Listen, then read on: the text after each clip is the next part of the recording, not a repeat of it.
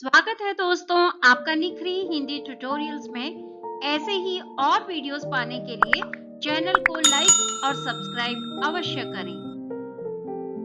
आइए पढ़ते और सुनते हैं नई कहानी काम के मजे।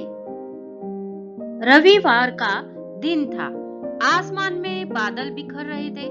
टॉम रजाई से निकला और बगीचे में बेंच पर जा लेटा।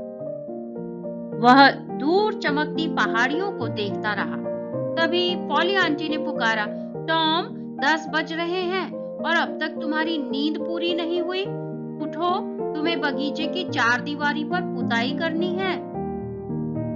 ठंड में मीठी मीठी धूप उसे बहुत अच्छी लग रही थी। टॉम ने मन ही मन सोचा, न पाठशाला जाना न कोई काम, काश रोज रविवार होता।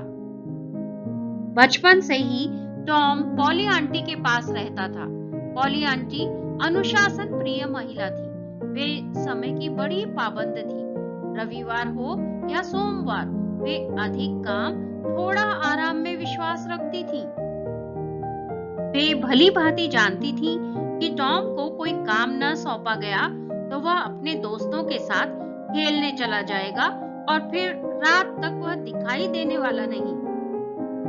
पॉली आंटी भीतर से सफेदी का डिब्बा और ब्रश लेकर आई और बोली, टॉम उठो जल्दी, पुताई शुरू करनी है। मेज पर नाश्ता रखा है, खाओ और काम में जुट जाओ। टॉम समझ गया कि वह बच नहीं सकता। उसने अंगड़ाई ली और टेढ़ी नजरों से आंटी की तरफ देखा। हाथ मुंह धोकर नाश्ता करने चला गया।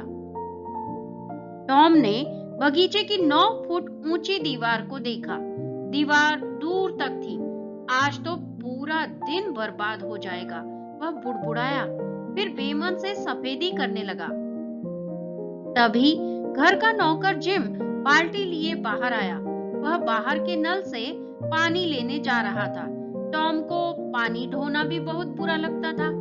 इतनी ऊंची लंबी 4 दीवारी पोतने से तो पानी लाना ही अच्छा है, टॉम ने सोचा। जिम, मैं पानी ले आता हूँ, तुम मेरा काम कर दो, टॉम ब्रश रखते हुए बोला।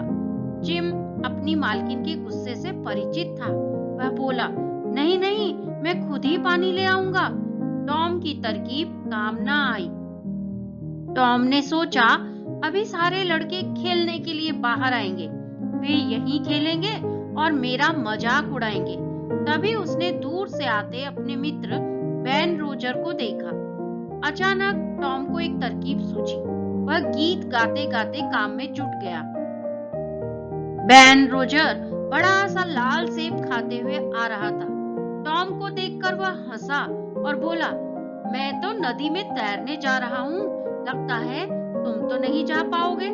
टॉम ने उसकी बात अनसुनी कर दी और तेज आवाज में गाता रहा। बैन ने सोचा, शायद टॉम ने मेरी बात सुनी नहीं।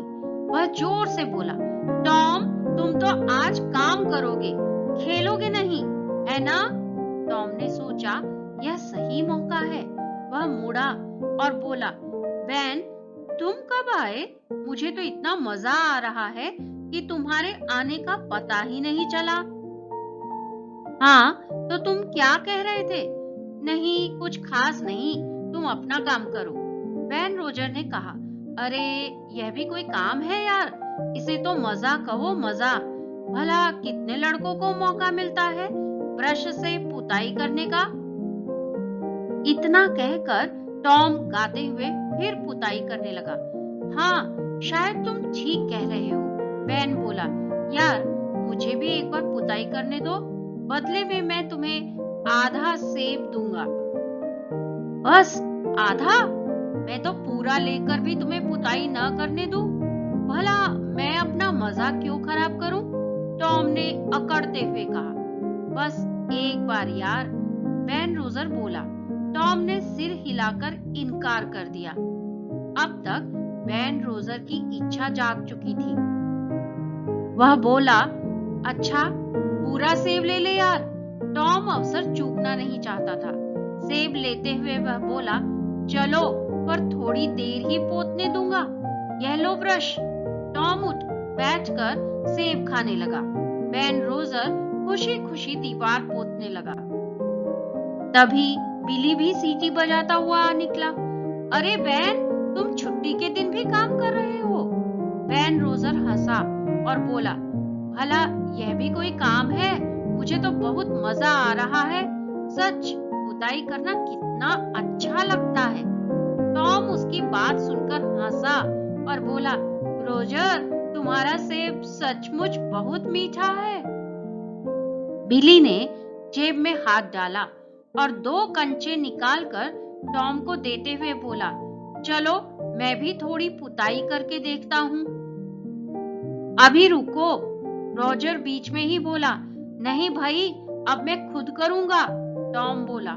बिली के बार बार आग्रह करने पर टॉम ने कंचे लिए और उसने बिली को पुताई करने दी। धीरे धीरे कुछ और बच्चे भी वहां आ पहुंचे। किसी ने टॉम को गेंद दी, किसी ने कोई खिलौना, तो किसी ने कंचे। सब बच्चे एक एक कर पुताई करते रहे। टॉम कभी पेड़ की छाया में लेटता, कभी धूप सेकता रहा। कई लड़कों ने उसे पुताई के बदले टॉफी भी दी। शाम होते होते दीवार पर 3 बार पुताई हो चुकी थी। यहाँ टॉम के पास ढेर सारी चीजें जमा हो चुकी थी। वह गुनगुनाता हुआ खाली डिब्बा, ब्रश और उन सारी चीजों की पोटली लेकर घर के भीतर चला गया। यह कहानी हमें बताती है कि किसी भी काम को करते समय उसे बिना मन से नहीं करना चाहिए। यदि कार्य को हम मन लगाकर आनंद से करें तो वह काम जल्दी समाप्त होता है और हो सकता है उसमें अन्य लोगों का साथ भी मिल जाए। कहानी पढ़ने और सुनने के लिए धन्यवाद।